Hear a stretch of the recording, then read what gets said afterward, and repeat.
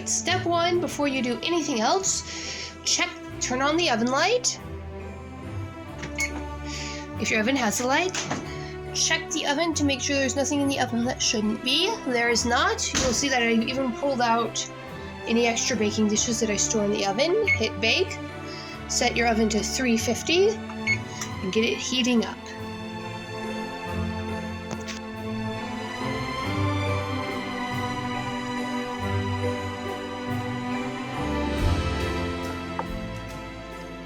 Alrighty, we are going to make some classic chocolate chip cookies using almond flour. For that, we're going to need almond flour, some sweetener. You can use sugar or honey. Because I am baking these cookies for a diabetic who can't have many carbs, I am using stevia in the raw, and also because I'm baking this some for me. You need a cookie sheet, and just to be on the safe side,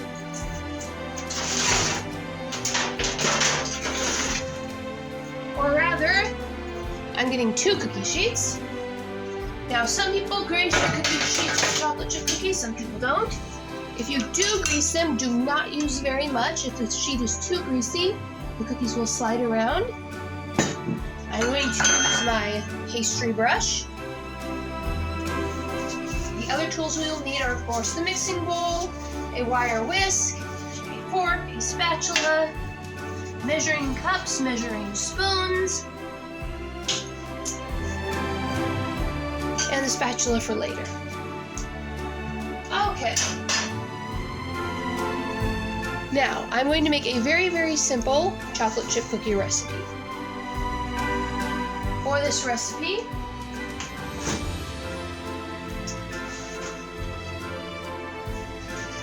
I'm going to use 2 eggs. Now, not everybody uses eggs in their chocolate chip cookies, but I'm using almond flour, and almond flour is really difficult to get it to hold together, and eggs really help things hold together. Chocolate chips, of course, salt, coconut oil, almond flour. I am not putting any baking soda in these because I really don't want them to rise. You can put in baking. Alright, so I'm going to take 2 cups of almond flour. Now, as you can see, this almond flour is a little bit lumpy. A little bit of moisture has gotten in there. So I'm going to take my wire whisk and just whisk up the almond flour to loosen it up. Get those clumps mixed up. Now I'm going for a firmer, chewier cookie, so I won't be using any baking powder. But I will be using half a teaspoon of salt. Salt is basically magical because it brings out the flavor of whatever you put it in. Now, I will be using 6 packets of stevia sweetener of this particular brand. For whenever you buy stevia or another non-sugar sweetener, you need to read the instructions exactly. Most of them on the packet will tell you exactly how much to replace sugar with. Or you could just Google it. Google how much stevia in the raw, not a paid product placement. This is just what I happen to be using today. Alright, that is 4 packets of stevia. Now you see, a very clever baker would have gotten out as much as she needed rather than just grabbing a handful. But I just grabbed a handful.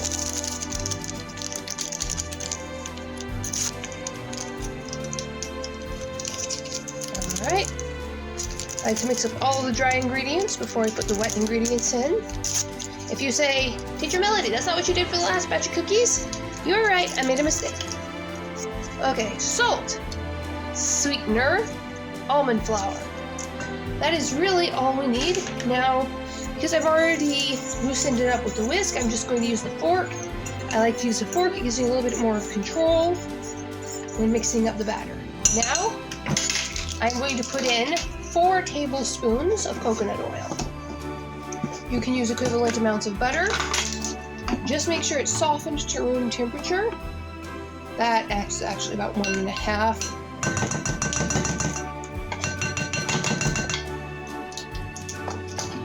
Okay. That's another 1.5. If it's not exactly at room temperature, then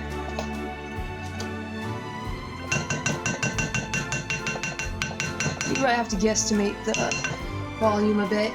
That is one of the challenges of working with coconut oil.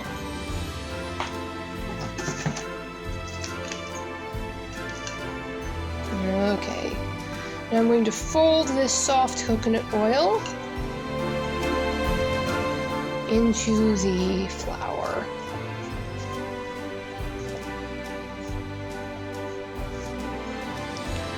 Get it mixed in there.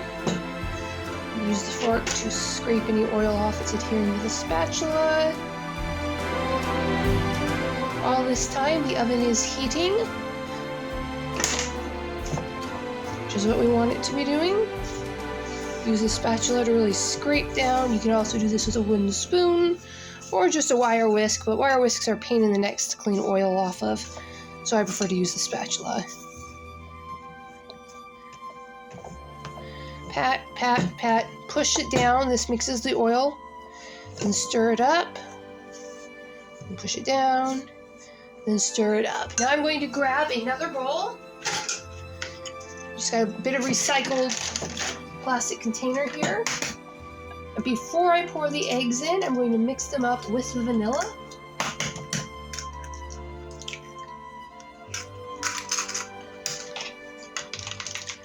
Fun fact, eggs are an emulsifier. They say you can't mix oil and water because oil is non-polar and water is polar, but if you mix them with eggs, you can mix them. It really doesn't have anything to do with our lesson today. Alright, now 1 teaspoon of vanilla.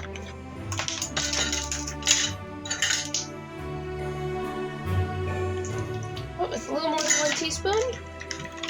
It's okay to be a little bit reckless with vanilla. I need to get a new bottle of vanilla.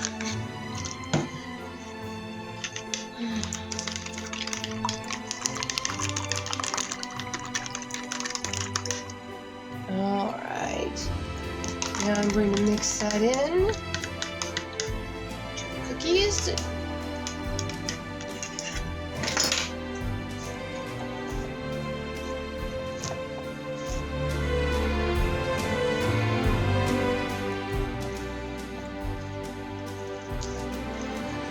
Now, every time you substitute an ingredient in a recipe, you have to be prepared for the recipe to come out a little bit different. Alright, I am liking the consistency of this cookie batter. Did you hear that? The oven is heated and ready to go. Alright, now let's get some chocolate chips. Now we're going to do an extra step here because I got careless with my chocolate chips. And I left them in the sun. So we are going to need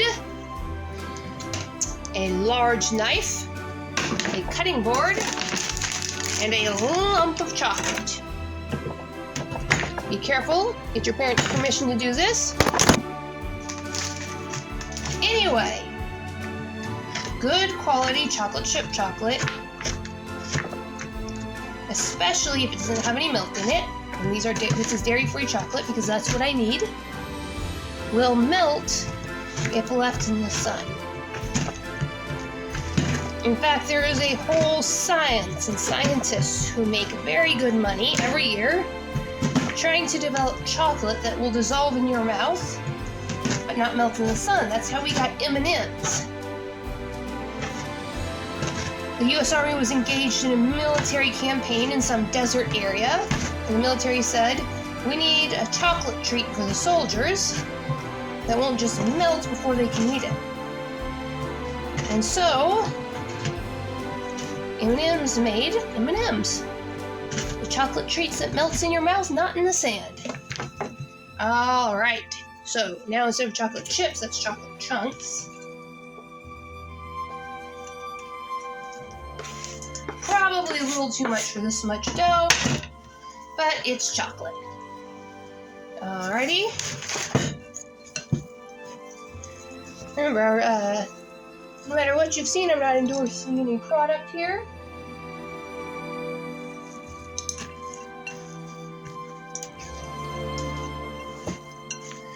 are just the ones I use. Although, I mean, if Stevie in the Raw wants to pay me money, I will, of course, confess it. I would not turn that down.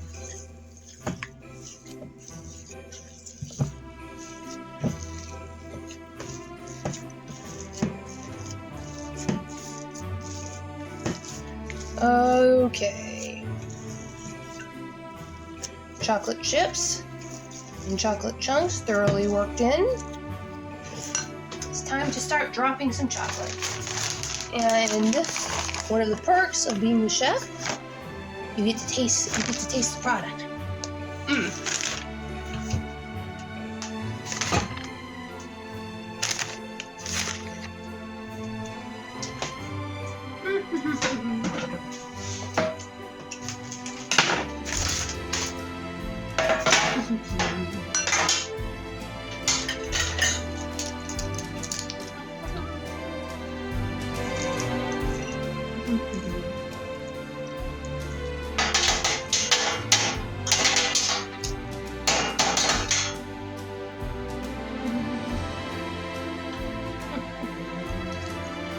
Chocolate chip, chocolate chip.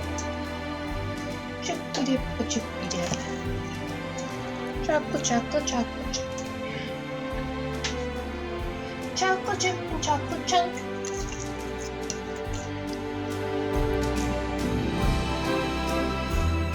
Chocolate good or chocolate chunk. Chocolate in a cookie soft. Chocolate in the chocolate loft.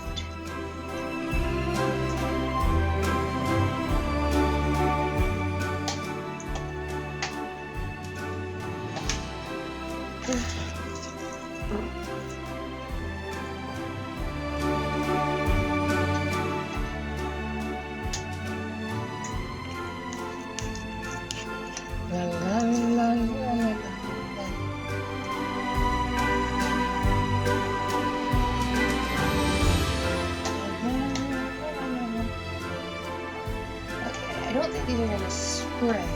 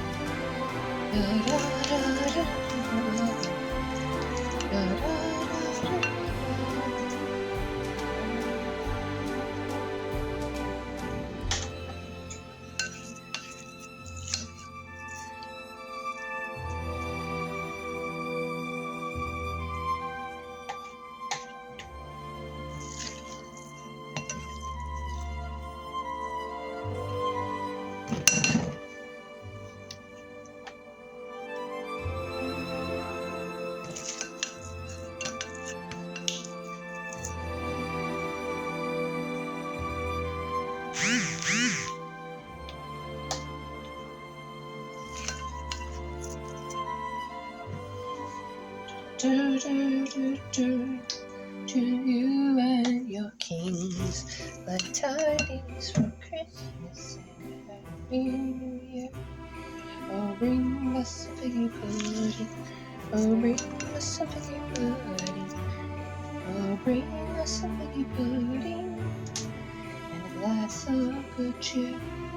We won't go until we get some. We won't go until we get some. We won't go until we get some. So bring it right here.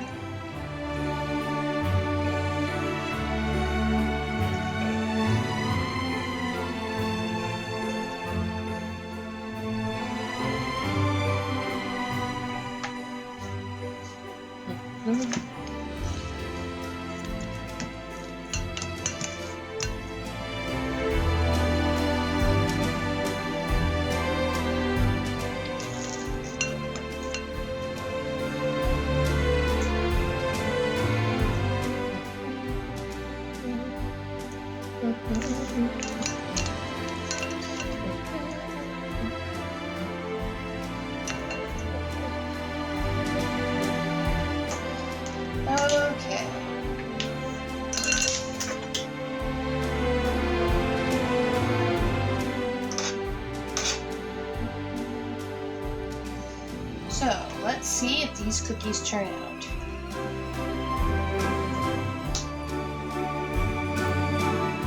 You see, I subscribe to the chaos cookie theory. That is, I do not. If you stick strictly to a recipe, such as the recipe I will give you in this class, your cookies should theoretically come out the same every time.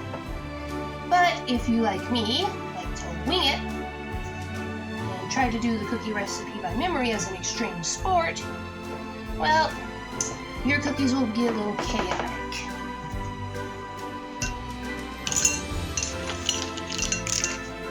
Fortunately, chocolate chips and sugar, with that combination, it's really hard to go wrong.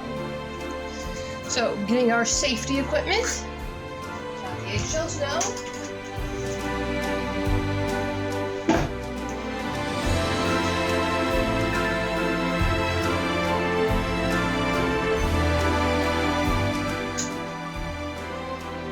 Cut the hot pad.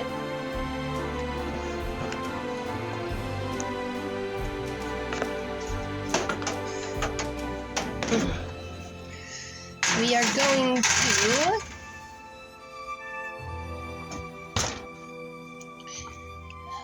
nope, can't really see them.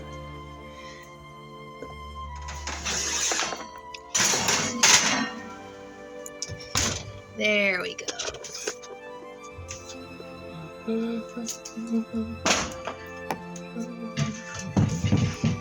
All right. So we're going to set the timer for 13 minutes.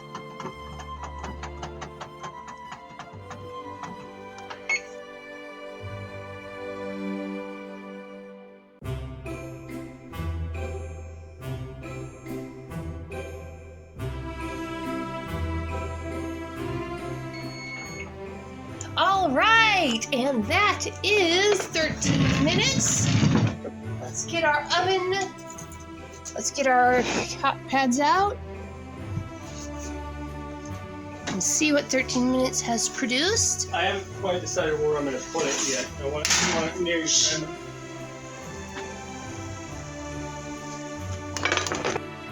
You want to pull them out just before they look done, and then let them sit. So if you look at the edges are just starting to brown. You know what? I'm going to give these another 2 minutes.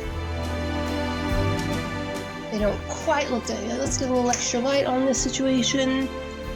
Yeah, these definitely need an extra 2 minutes.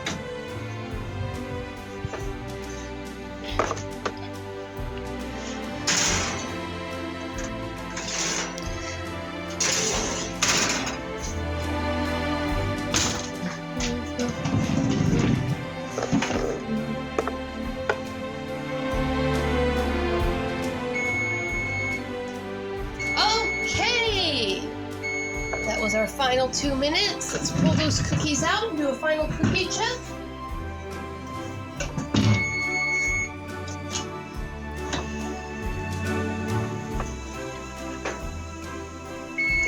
Alrighty. You can see they're sliding around the pan, so we know they're not stuck to the pan. That's a good sign. Now let's turn off that oven, turn off the timer, turn off the oven light. And then we are going to grab this handy dandy cookie cooling sheet that came with the cookie sheet. And the point of that is we grab the cookie sheet, so we remove it from the stove top so it's out of our way. We put it down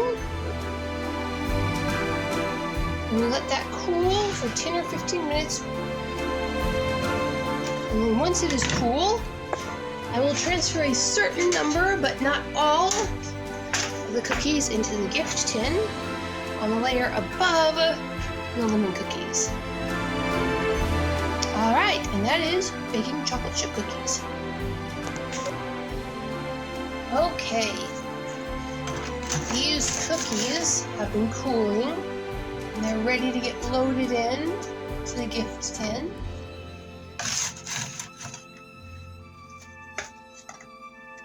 Now these cookies do look a little rough. That's what happens when you bake gluten-free, dairy-free.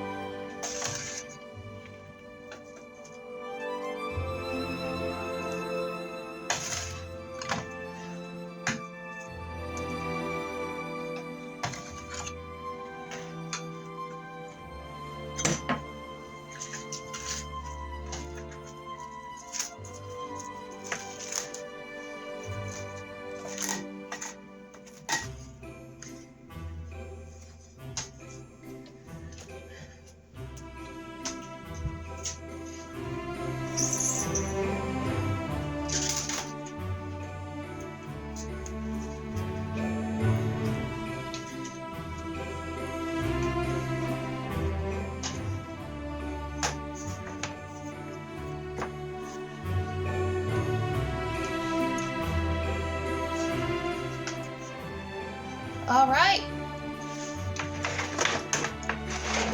The cookies are ready to go to my elderly neighbor.